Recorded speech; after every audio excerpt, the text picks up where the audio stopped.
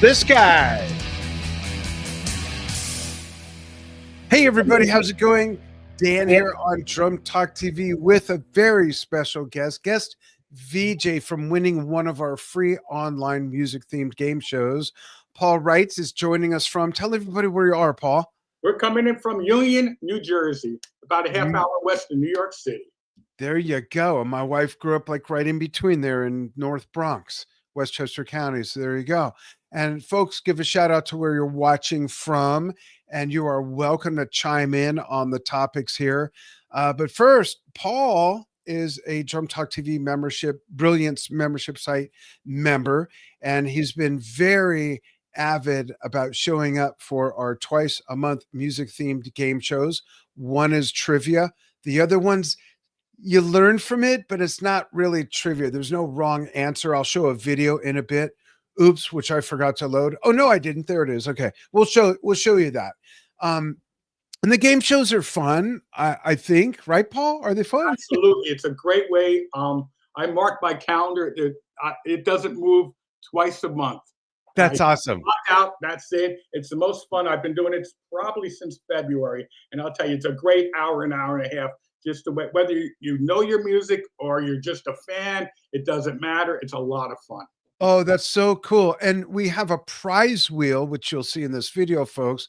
And there's 3 rounds, whether it's the trivia game or the one coming up this Tuesday, Majority Rules, the 24th. Majority Rules, you got to guess what everyone else is going to guess. What? It's in the video. Give me a sec. But we have 3 rounds. And at the end of each round, the winner of that round spins a prize wheel.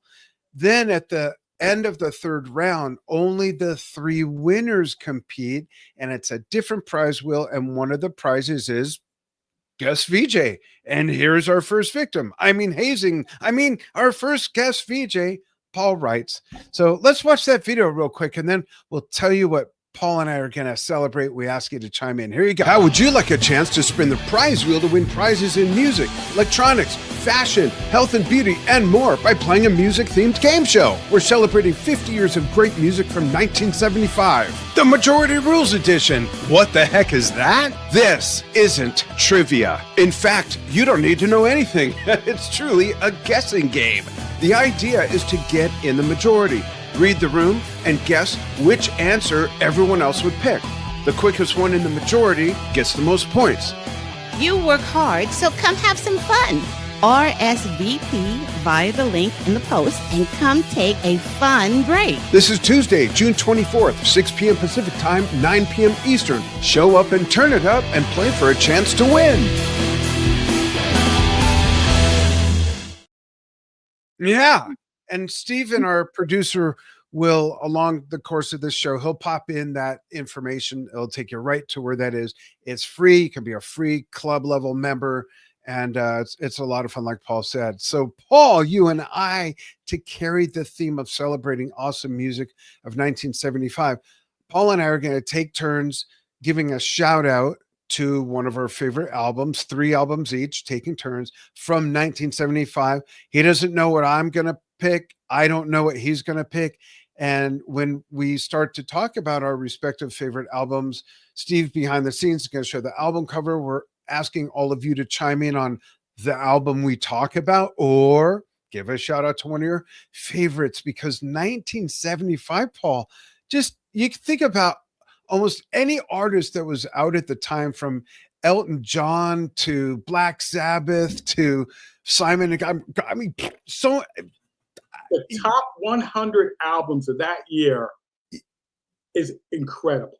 Yeah. I mean, you look down and go, it just can't get any better. And there you scroll to another one. And it just was such a prime year for music. Yeah. It really was. I wonder why. And I hate to sound like one of these old curmudgeons saying there'll never be music like that again.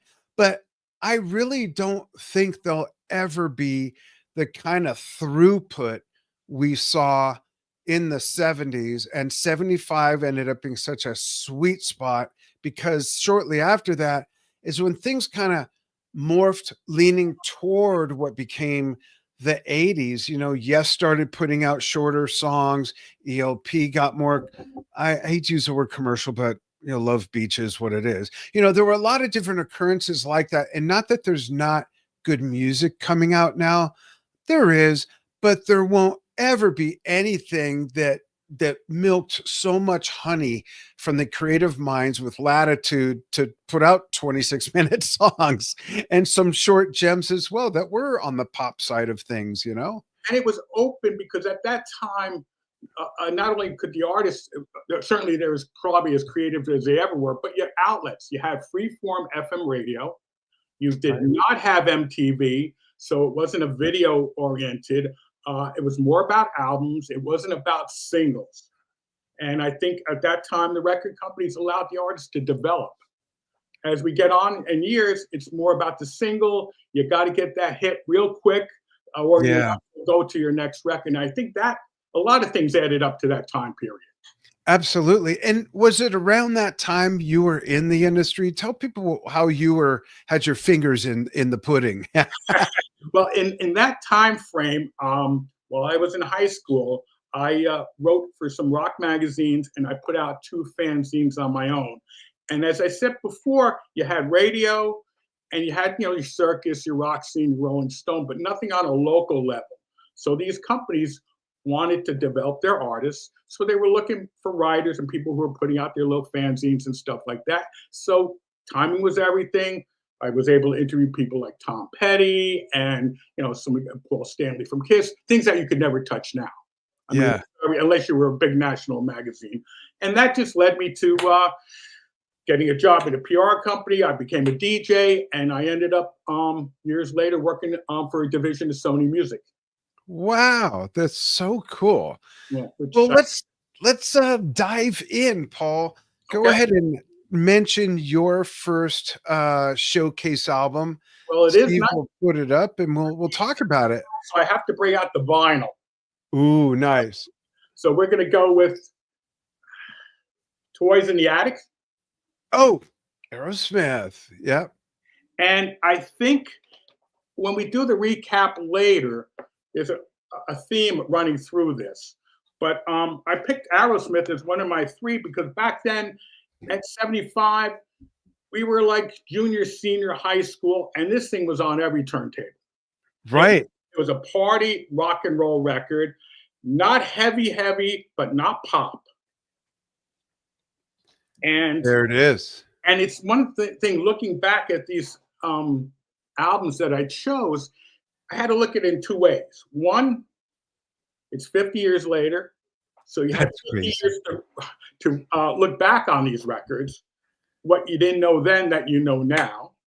But I had to try to recapture those feelings of putting that record on for the first time in 75.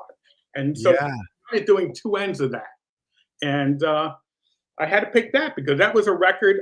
Then Walk This Way was not the monster it's grown to be over the last 50 years. It was a new, but just a couple of things we'll get to on the music side of things. Interesting in doing some research on this album, the cover was designed by a children's book illustrator. Oh, was that right? Yes, it was designed by Ingrid Hankey, and it was chosen, Perry and Tyler chose her, but it was done by a children's illustrator, which I thought did not know that until I researched a little deeper. And another trivia thing, the title, Toys in the Attic. Now, do you know what that Toys in the Attic is there, Dan? I don't know. I mean, I know what it sounds like, but I don't know specifically what it might personally refer to if it does. It's a euphemism for insanity. Oh. Which maybe I'm part of that, and that's why no one told me. But maybe that's a perfect title for that period of time in Aerosmith history. Yeah. Wow. How interesting. I never heard that. So I found that to be 2 little facts in doing a little extra research for the show. That's awesome. What's your opinion of the production and who produced it? And what's your opinion of the production given the time and the equipment available? How does it measure up? Well, it was produced by the legendary Jack Douglas. Production, I thought, was good. Considering some of the other albums I've listened to from that time period, this production was better than some of the other ones. Cool. So you could hear simple things like during the songs like Sweet Emotion or Toys in the Attic, you can hear Kramer's hitting the cymbal bell. Tom Hamilton's bass coming through. You can hear slightly the separation of the two guitars. Vocals out in front. So I think for that time period and for some of the other albums I'll talk about, production was on. It was good. That's cool. Do you have favorites you want to give a shout out to that are on that? Yeah, I mean, I love Toys in the Attic. It opens up like a steamroller coming in at you. I mean, Yeah. But the track on here that I think is an underlooked track is Adam's Apple. Oh yeah. The guitar riffs on that are just unbelievable. It's an underrated track. I think if people listen to that one, they're gonna go, wait a second, wow. It's just a smoking rock and roll track. Great guitar riffs, solid drumming by Kramer. No doubt about that. For sure. Walk This Way, it is what it is. Back then it was great. Now, a little tired of it. I'll take a pass on it. I found one interesting thing that I knew back then was Big 10-inch record. It was a cover of an old Bull Moose Jackson song from 1952. Oh. It's a very heavy double entendre record. It was one of the race records that came out in the early 50s. And they really built it up. They added horns, they added orchestration to it, really fired it up. But it's a fun, that ended side one. Awesome. And the other song I think that I like, obviously, is the first single from the record, Sweet Emotion. And that's started off side two. Those are my favorite tracks on the record. Would you say, do you think Aerosmith would have become what they became without this album? Or is this the album that really kind of made people stand at attention and listen? This is the one that did, because then I believe that Dream On was resurfaced and re-released because it didn't quite get the attention from the first album. With the popularity of Toys in the Attic, they went back and I believe they did re-release Dream On as like a radio single. Interesting. And and that was played all the time everywhere, like Sweet Emotion. Yeah.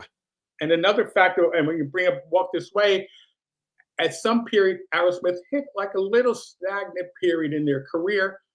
They teamed up with Run DMC, and the next you know, another level. Resurgence. Yeah. Which I find. Yeah, I remember the video. Very cool. What a great way to start off the show. And while we get ready for my first shout out, I want to give a shout out to a comment here from Daniel Gordon Newman, watching on Facebook Live. Gives a shout out to some of his favorites from that year. Led Zeppelin, Kiss, Van Halen, Back Winter Overdrive, The Beatles, Yes, Genesis, Ramsey, Lewis, Styx. Heading east, we get Gentle Giant and Weather Report. And speaking of Gentle Giant, that's my first selection. It is Freehand. And Scott Moskowitz says, You See Me Crying is a classic, underrated song. Always loved it. That's a good point. Yeah. So moving on to my first choice with Gentle Giant, Freehand. And I'm a live music nut.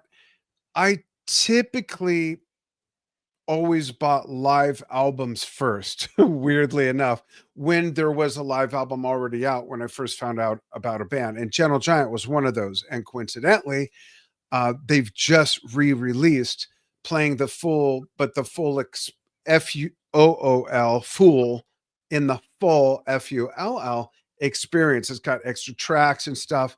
And I love the version of a song I'm going to give a huge shout out to. But the thing about Gentle Giant's Freehand, we decided to cover the packaging first. I've never been fond of this cover whatsoever. And I think had I never heard any of the songs on the live album, I may have judged this book by its cover and just passed on it unless someone, really shoved it to me. Like Queen 2. I wasn't familiar with Queen 2. And someone said, no, you got to listen to this. And it's my favorite Queen album. So this album has amazing work on it. It came out in the US. Well, it came out in 75, of course, both in the US and UK, and then all over the world. It was released in 76, again, mixed in 4-channel quadraphonic. And then it was not used until 2012 when it finally appeared on a DVD with encoding in multi-channel LPCM, DTS, and Dolby Digital sound formats. This is what's known as the most classic lineup of Gentle Giant, which their lineup didn't change that much. John Weathers, our friend who's been on the show a couple times and did a fan Q&A in our membership site, another benefit of being a member, replaced their first drummer, Mortimer Smith, or is Mortimer the last name? I don't remember. And then, of course, there was a third Shulman brother that was part of it. But this lineup is John Weathers on drums, and then you got Gary Green on guitar, Kerry Minnear on keyboards, also a primary composer of the band, and the late, great Ray Shulman on name any instrument. He played it, bass, guitar, violin, trumpet. I mean, it goes on. And of course, Derek Shulman, lead singer, guitar, also saxophone, went on to be one of the biggest record executives ever. We've had him on a couple times as well. Just an amazing lineup. But the song, I think my favorite song on there, I don't know if it ever got any popular radio FM airplay ever, because most of the song is very classical, almost edging on Baroque. And then it's got this, in all style of Gentle Giant, multi-leveled a cappella thing where they're singing different lyrics at the same time and call and response. And it's great. And then it breaks into awesome John Weathers on the vibraphone playing along with the voice. It's just such an interesting piece. And I love that stuff. Just love it. A couple other songs I want to give shout outs to. His Last Voyage. And that's by Minnear. There's an instrumental on there that's only about 2.5 minutes called Talibant. But also we get Freehand, and On Reflection is the song that I referred to. On Reflection is just such a beautiful song. But the opening track, Just the Same, is so good live. And it's on Playing the Fool, as is Freehand. And all three of those are also on 2 live concerts that I've seen that you can find on YouTube. And it's one of those bands you've just got to watch them play live. Gary Green stomping his right foot in time to the music the whole time he's playing guitar. And they, like a lot of bands, went through that, not just musical morph a bit, they morphed less, but the fashion morph. You know, we saw Rush, for instance, go from kimonos to t-shirts with blah, blah, blah on them and a sport jacket or what have you.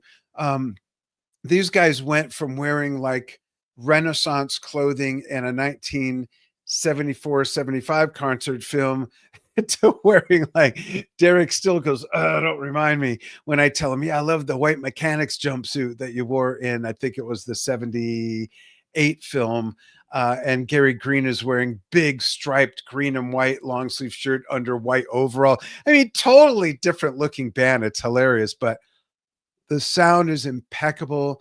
Kerry Minnear masters in percussion, and he plays vibes. And then they do this thing at the end of the show where all of them jump on percussion instruments, and it ends in this amazing culmination. So, of course, being a lifetime drummer of 55 years, I started playing 7 years before I was born. Wait, never mind. It's really a great album and a great band. So that's my shout out. Production wise, pretty in line of the time with progressive music as well. You know, the instruments that they were using, there's a lot of acoustic stringed instruments, the old synthesizers and keyboards and whatnot. But production wise, I don't remember. I feel like a dum-dum. Who was produced by Gary Martin was the engineer. Paul Northfield was the assistant engineer. Cover design by Gentle Giant. Produce. Where is it? Bear with me here. It was their deal they got with Chrysalis Records, by the way. Stephen Wilson did the remix. No surprise there.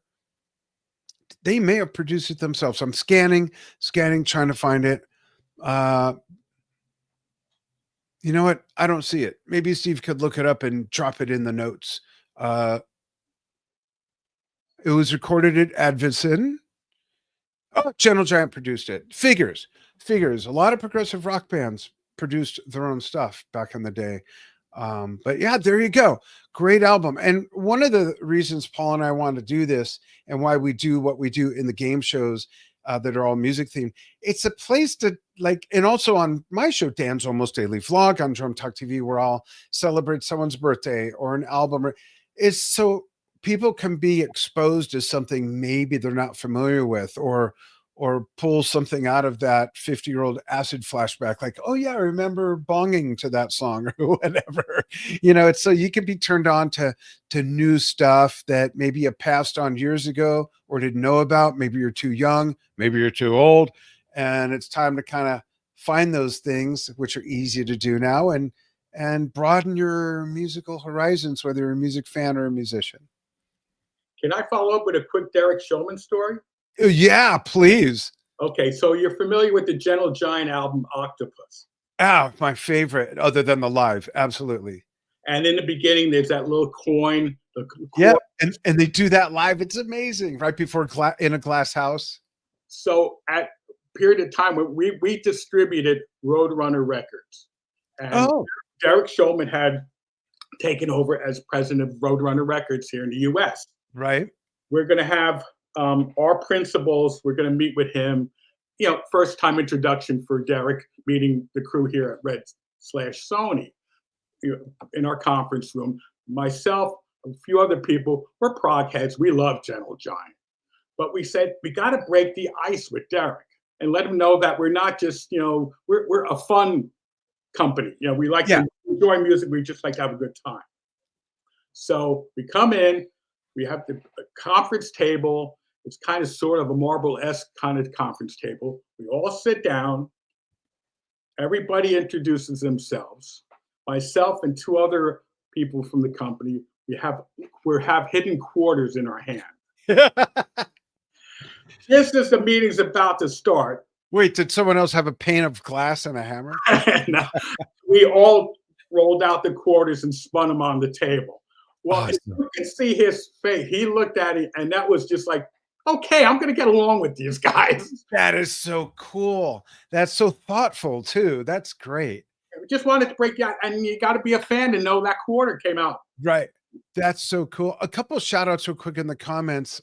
Mary Eagleton from Fishkill, New York, and Scott Moskowitz chiming in again, and he's right. I think that Stephen Wilson is doing the 5.1 remasters of Gentle Giant is nothing short of spectacular. It's nearly like being in the studio. Yeah, Derek gave him a huge shout out about that when we had him on and he announced it. And yeah, if you're into Gentle Giant at all, you got to get this new re-release of the live album too. I actually have, just for fun, I still have this out from when we had John Weathers on not long ago. This is my original upside down. They printed mine upside down. Now, the original issue, you can see how I didn't keep it in sleeves. So it's got it's just, and now it's a 3-fold gateway, I believe. Comes with a booklet, comes with a poster. But yeah, there you go. Awesome. Paul, back to you. What's your next selection that you want to brag on? Yeah, I'm going to bring one that was certainly tipped the scales for me. And as we get into it, I think you're going to find that it probably tipped the scales for a lot of musicians growing up at that time who gave them that influence to continue starting bands, etc. Do you play an instrument? I don't know that. Drums.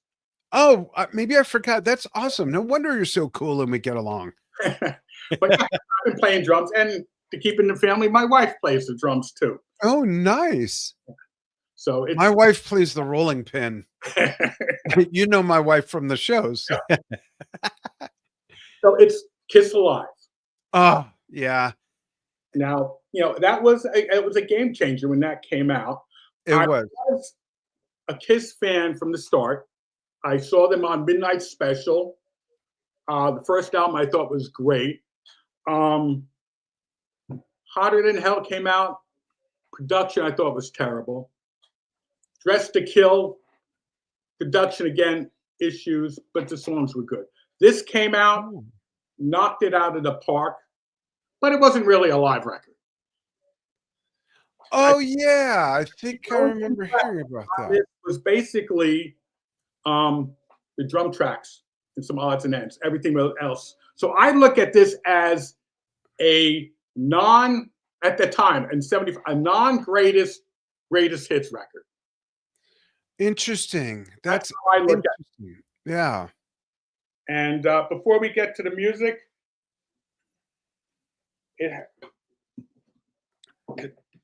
just got to pull it out here. It opens up to, I know my camera's not that great. It opens up as a gatefold, and you also have a booklet that came with it. Oh yeah. Some of it goes invisible because of the virtual background. But the title came as a nod to Slade Alive, an album. Yeah, I have that album, by the way. I thought they were a great underrated band here. Yeah, totally. It's the only one I have by them. It's a neat album cover too, and it's a gatefold. Cover art was by Finn Costello, English photographer, and legendary. The front cover was also a nod to Status Quo. Oh yeah. Because Status Quo, if you go back, had releases where it had those three kind of guitars held up. Yeah. And you'll see that reflected in the front cover of A Kiss Alive. Yeah. Paul Stanley's got his Thunderbird. You don't see those much anymore. No. That's cool. It was produced by Eddie Kramer. I've heard of him. Better than that. And it was theoretically, the live tracks theoretically were recorded in 4 different venues. It wasn't recorded all at Cobo Hall. It was in Detroit, Cleveland, Davenport, and Wildwood, New Jersey. But as I said, most of it, when it finally came out, was not live. Interesting. I never knew that because to say I'm a late bloomer when it comes to Kiss is an understatement. Back in the day, I just wasn't on board. It just wasn't, my brain was elsewhere. And I remember being 15 years old and on my first tour, touring the United States playing drums. We stayed at a place where the room I got put in had Kiss posters everywhere. And I was like, why did I get this room? But later, much later on, when I really understood the mark they had, and like you're pointing out with this album that got so many people into them, Brian Tichy's a huge example. So many other great drummers and great musicians. This was their moment. And so I started to get into them. And then when we did the documentary of the making of the Ox and the Loon, the John Entwistle and Keith Moon documentary that, speaking of, Brian Tichy did with Joe Sutton, I'm having a brain fart. Ace Frehley. Ace Frehley was one of the guests, and I got to meet him, and I thought, and this was like 10 years ago. So I'm thinking even at that point, like maybe I should start really listening to Kiss and see why this is a big deal. So I was a late bloomer. I was in my 50s when I started to get into that. What was the first album that you listened to when you finally decided to listen? It was Kiss Alive. Okay. Yeah, it was because that was what everyone was saying. This is what got me into it. This is what got me into it. So I thought maybe I should start there. Yeah. Yeah, no, a laundry list of musicians. John Yeah. I mean, I can't tell you how many people are massive Kiss fans. Yeah. Favorite tracks? Well, I got to go with some of the ones from the first album, Nothing to Lose, Black Diamond, Cold Gin. This was the version of Rock and Roll All Night that made it. Remember, Rock and Roll All Night was on the previous album, Dressed to Kill. Right. Did not really hit the surface. It was the theoretical live version that put that song on the map and made it what it was today. In fact, the single, they released Rock and Roll All Night as a single from this album, A-side live, B-side the studio version from Dressed to Kill. Oh, I didn't know that. That's neat. I wonder if anyone else has ever done that. I'd have to go back into the vinyl warehouse. Yeah, that's really interesting.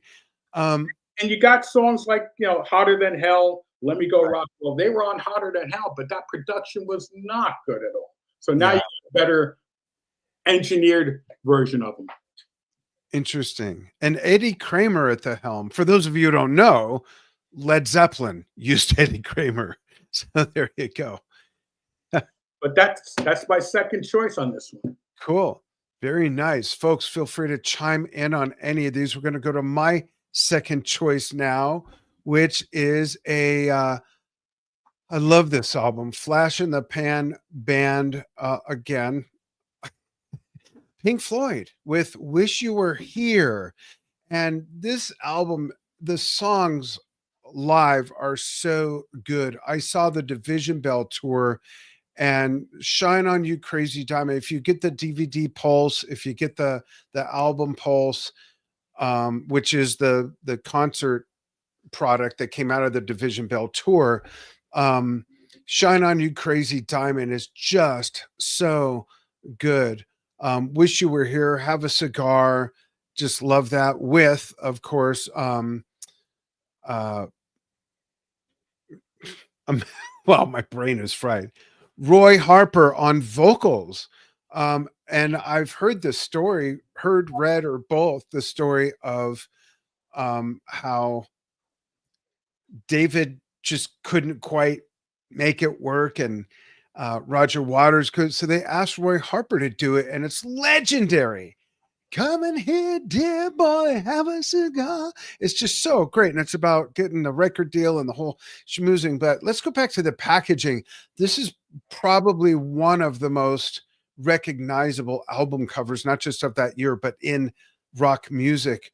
And I mentioned this in one of the recent game shows, Paul. You may remember that, that's not Photoshop. That dude is on fire.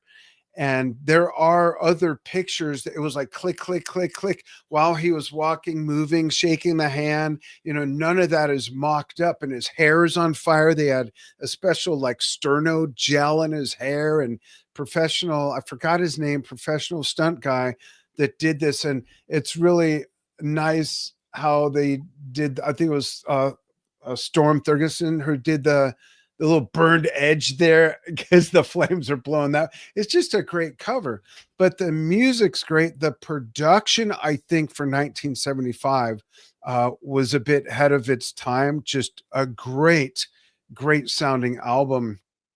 The most legendary story about this album, of course, is that the original lineup was Nick Mason on drums with, of course, his backup band, which included Syd Barrett on lead vocals and guitar, Richard Wright, amazing keyboard and player, and my favorite voice, actually, of Pink Floyd. I loved when Rick sang songs or verses, and Roger Waters on bass.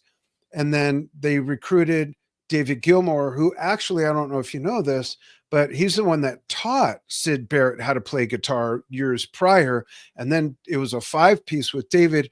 And then unfortunately, Syd went a little bit and he was out of the band. And then years later, they're recording the album Wish You Were Here, which is namesaked for the song that they were recording about Syd Barrett. And Syd Barrett wandered into Abbey Road Studios while they were recording this. Now, first of all, how does someone just wander into Abbey Road Studios? And it's not like he looked like Syd Barrett from the album covers. He had about a little more hair than I do. He was very overweight, and he was a really beautiful looking guy. Black curly hair, deep well eyes. He was a good looking man. And so there's this guy wandering out, reaching into his pocket, crunching on hard candy. And they're like, what is this guy? Does he work here? What's the deal? And David and I think it was Nick were on the couch listening to playback of what was going on. And Nick Nick leaned over into David's ear and said, "David, that's Syd." And David squinted and looked and began to cry. He could not believe, that he was there while they were recording their song about him, and just his physical state and everything. And then he didn't say a word to anybody, ended up leaving almost like a ghost walking the earth, if you will. Like such a crazy story, you know. So it comes with a lot of really interesting folklore. It's a great album, no matter where you are in the Pink Floyd spectrum of fandom or not a fan of all. There's some wonderful music on this, and the production's great. The instruments sound great. The playing is great. They were still a band, and it's the album that followed up on one of the most legendary albums ever that was on the charts for almost 800 weeks, and that was Dark Side of the Moon. Like, what the hell do you do after that? I think I would have just opened a dental practice or something. How do you even have the nad to follow up on an album? Like, they didn't know it was going to be on the charts, of course, for however many years, but still, it changed the game for them and a lot of other bands. It caught the attention of everybody in every genre of music. So it's a great effort when you really put it in that context, I think. What did you think of the instrumentation of Welcome to the Machine in the context of the record? Oh, that is a great question. I think because the other is so guitar oriented, and then all of a sudden this one was loaded with synthesizer, keyboards and stuff, and very little, almost no guitar. And then the machinery, and then it changes, and then you hear the like a small transistor radio turn on, and the beginning acoustic guitar of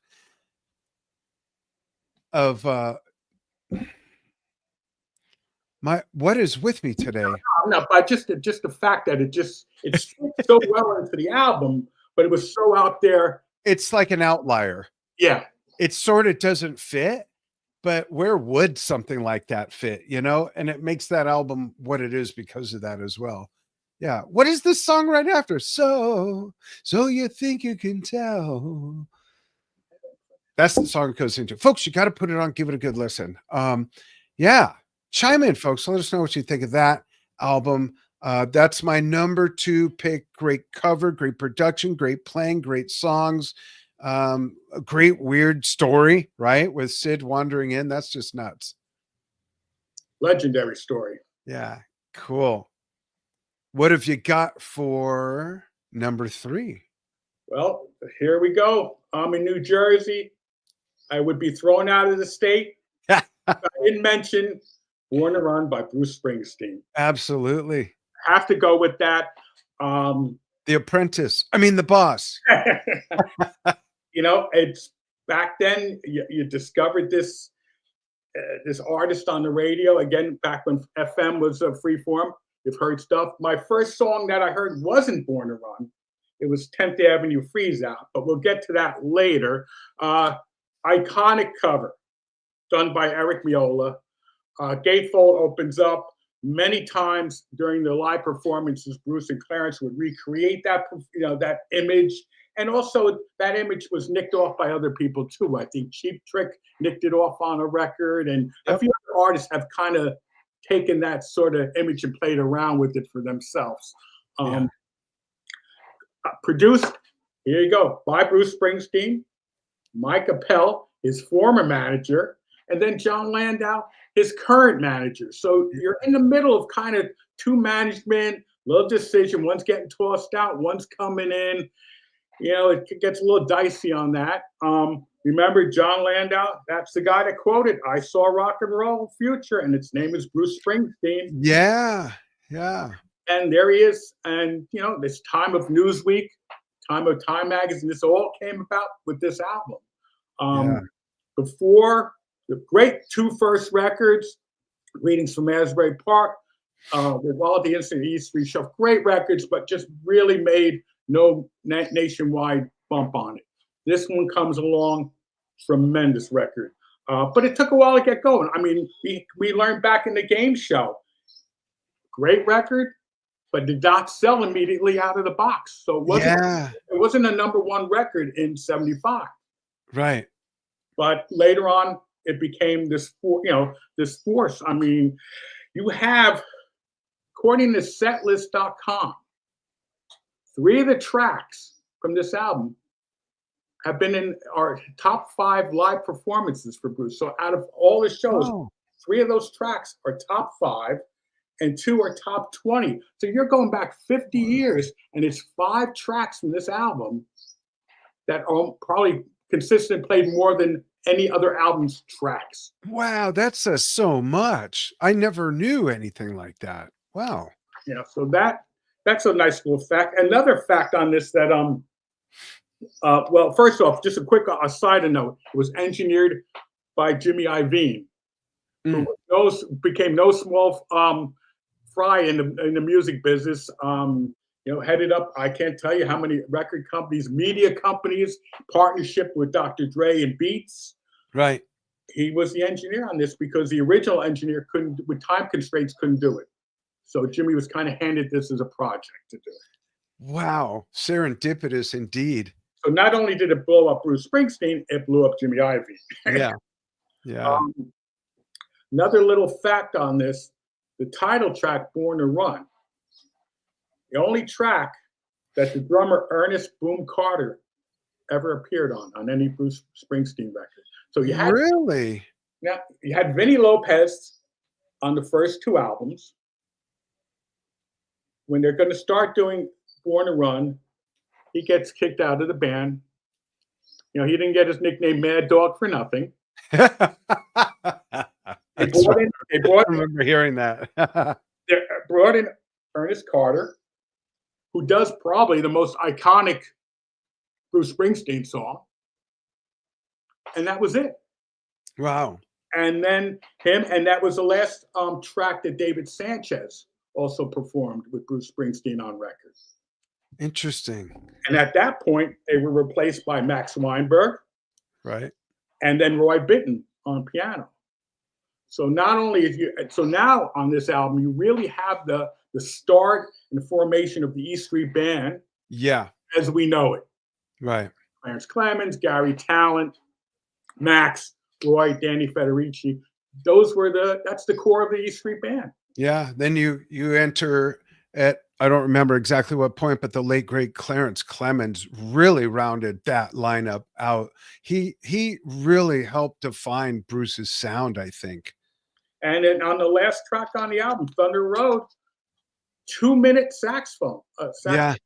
I mean, just wails at the end of it. Yeah. Just so good. Interesting. And Bruce is still at it, bless his heart. I mean, he's going on 3+ hour albums. Unbelievable. Yeah.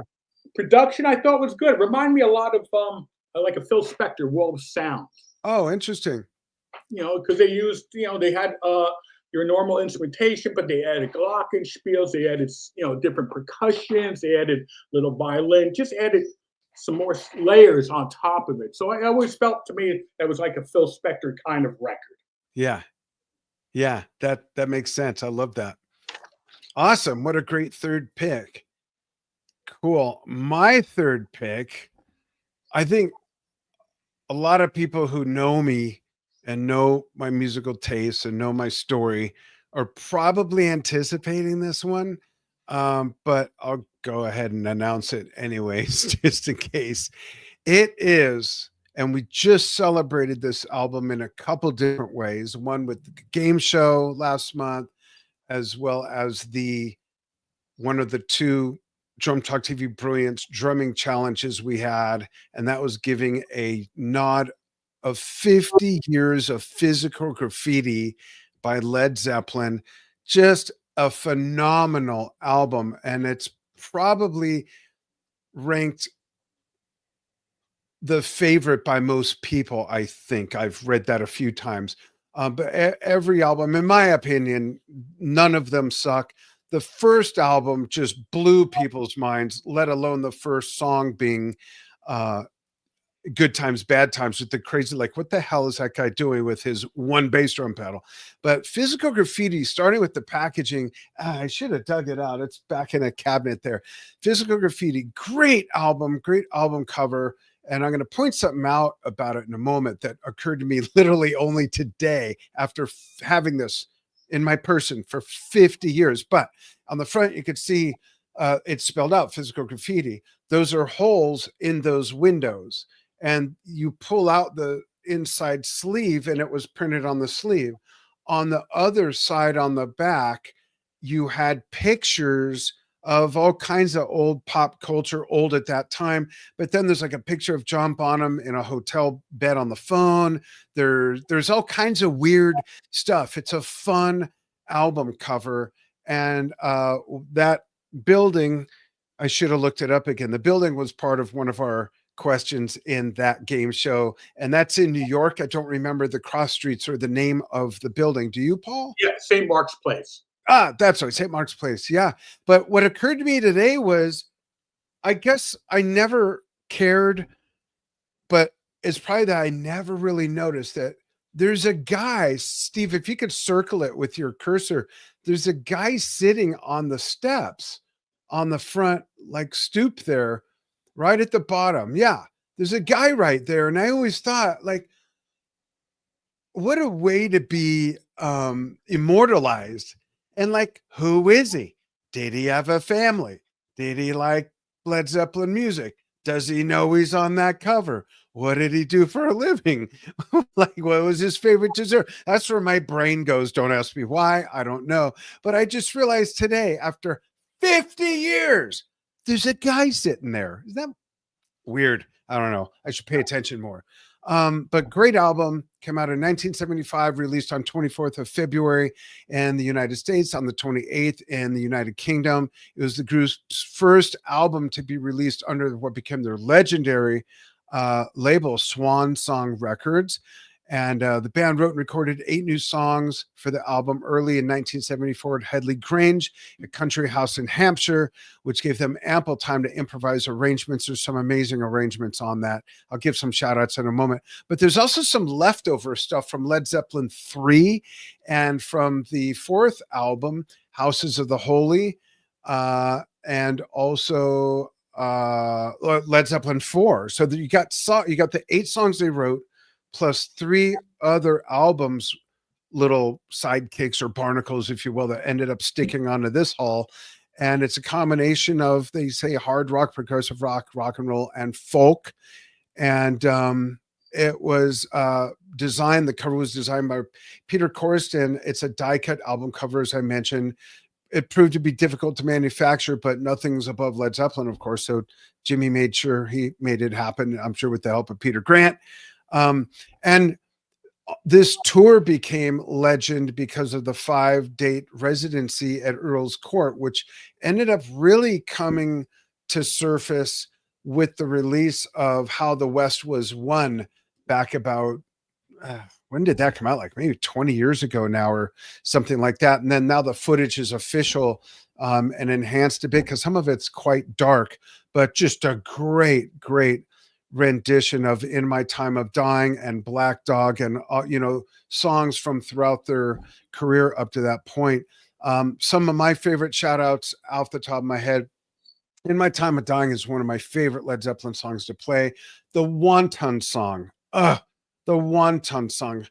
as I mentioned this in a previous thing earlier today when I mentioned the winners of the challenges, because one of the people played this song.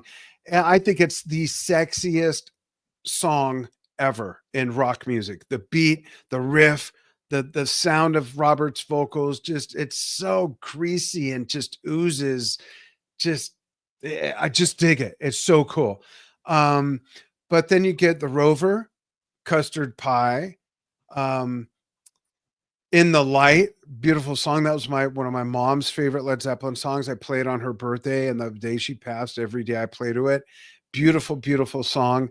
And then you got this song they almost threw away and never did anything with, which is one of my favorite songs on the album. And it's Down by the Seaside, which for you drummers, if you don't know, it's a slow motion shuffle. Until you get to where it just explodes for the bridge, and it's 4 on the floor going all the way, and then it just morphs right back into that seaside, sea shanty type of sound. And to my knowledge, they've never played it live. You also have Sick Again, the beautiful guitar solo song, which is right before the Wonton song, if I remember correctly, called Brun Your Ar, not to be confused with Brun Your Ar Stomp, and they were both written for Led Zeppelin 3, but Brian Yar, the acoustic solo song, came out for this. And then there's a song that maybe it's kind of a deep cut. Most people might not be familiar with. It's written about a geographical location that Jimmy and Robert used to go to called Kashmir.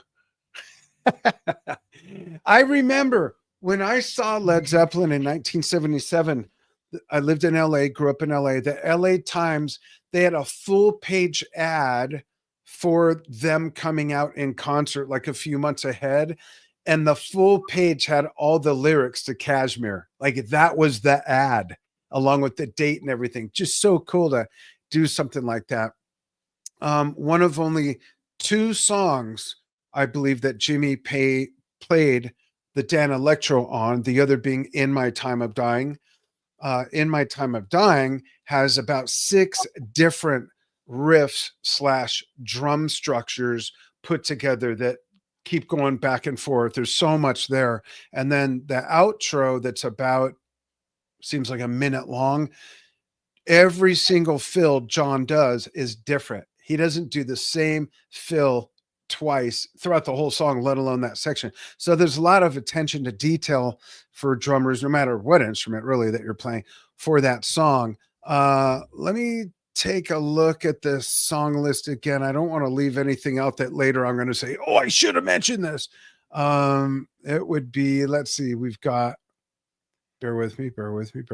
Someone that knows what they're doing will be right with you. I'll read them real quickly. Custard Pie, The Rover, In My Time of Dying, Houses of the Holy, which strangely enough did not come out on Houses of the Holy, Trampled Underfoot, Kashmir, In the Light, Brian Yar, Down by the Seaside, and let's not forget 10 Years Gone, the song that John Paul Jones had his triple neck guitar made for. He's sitting down playing bass Moog Taurus pedals and playing. It's got 8-string mandolin on top, 12-string guitar in the middle, and a 6-string guitar on the bottom that he switches throughout that whole song. It's great. And then on side 4, you got Night Flight, Night Flight, then the Wonton Song, then Boogie with Stu, which was a shout out to Ian Stewart, who they always had fun with. Then you got Black Country Woman, and it closes with Sick Again. Just a great freaking album. I mean, there's so much there. How can you ever have too much Led Zeppelin? And I know there's people out there that they just never resonated with. Those people are fired. Put yourself in a 5-minute timeout.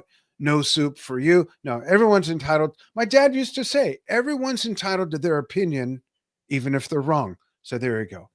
Just love this album. So there you go. We're Drum Talk TV hosts trivia twice a month. Yep. Here's a question for you. What other band shared those the stairs on the right-hand side of the cover? Oh, there's another band that used those steps? Yes. Not the one with the gentleman sitting on it, the other set of steps, but yes. It was the band Yes? No, I'm kidding. Was it, I mean, for me not knowing the answer, my easy guess is going to be Bad Company because they were on their label. Was it Fairport Convention? Nope. I'll take one more guess. What's the genre? Classic rock. One of the biggest bands in the world. Queen? No.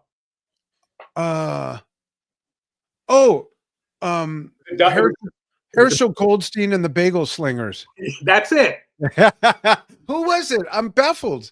The Rolling Stones. Oh, Ed just put it in. Yeah, Ed Casey. For Waiting on a Friend. Oh, wow. I never knew that. They walk up St. Mark's to the bar that everybody was in. Now I got to look that up. Yeah, duh. Now that I see it, it's like, oh, yeah. I wonder if that guy was still sitting on the other stoop at the same time. Ed, thanks so much. Were you watching from Ed? Yeah, this was fun. And thanks to Steven, our producer, working the controls in the background, showing the covers. 1975, just an awesome year of music. And I'm going to show our promo for the game show that's coming up this Tuesday. One more time for those of you who may have missed it, it's free. Come have fun. Here's how it works. How would you like a chance to spin the prize wheel to win prizes in music, electronics, fashion, health and beauty, and more by playing a music-themed game show? We're celebrating 50 years of great music from 1975. The Majority Rules Edition. What the heck is that? This isn't trivia. In fact, you don't need to know anything. It's truly a guessing game. The idea is to get in the majority, read the room, and guess which answer everyone else would pick. The quickest one in the majority gets the most points. You work hard, so come have some fun. RSVP via the link in the post and come take a fun break. This is Tuesday, June 24th, 6 p.m. Pacific Time, 9 p.m. Eastern. Show up and turn it up and play for a chance to win. There you go. And the link, Stephen put the link in there so you can click on the link in the comments on Facebook, YouTube, where we're live. If you're seeing this on Instagram or Vimeo or X, or maybe even a slice of this on TikTok, go to www.drumtalktvbrilliance.com. Scroll down. There's a calendar, has all our game shows, and sometimes the game show dates change. But they're usually the first Tuesday and third Tuesday of the month. This time it's the fourth Tuesday in July. It's going to be on the 8th, which is the second Tuesday, and on the fourth Tuesday, again, the 22nd. The theme being that it's our country's Independence Month for Independence Day. It's going to be American music, American artists, which isn't just limited to rock, of course, because jazz is America's only art form that we can claim. So this is going to be jazz, there's going to be pop, there's going to be blues, there's going to be soul, might be some hip hop, some rap, there's going to be classic rock. You got bands like Fleetwood Mac, Leonard Skinner. I mean, it goes on and on. So it's going to be great. It's going to be fun. So join us. Paul, thank you so much for being such a great ambassador of what we do. And this was a lot of fun. And I wouldn't be surprised if you win one of these again. And we'll do it again in 1976. We'll go over their records the next year. There you go. Oh, yeah. I think that's the year. No. Did Frampton come a lot? Frampton comes. Yeah. Oh, one of the best live albums ever, especially up to that date. That's another story. Maybe we'll do a show on live albums. That's what we'll do. Thank you for having me, Dan. I appreciate it. Yeah, absolutely. And folks, thank you so much for following what we do and joining Paul Reitz from New Jersey and myself, Dan Shinder, here in Globe, Arizona, up on the rim of the volcano east of Phoenix. And we'll see you all again soon. Thanks, everybody. And thanks to our producer, Stephen, for pulling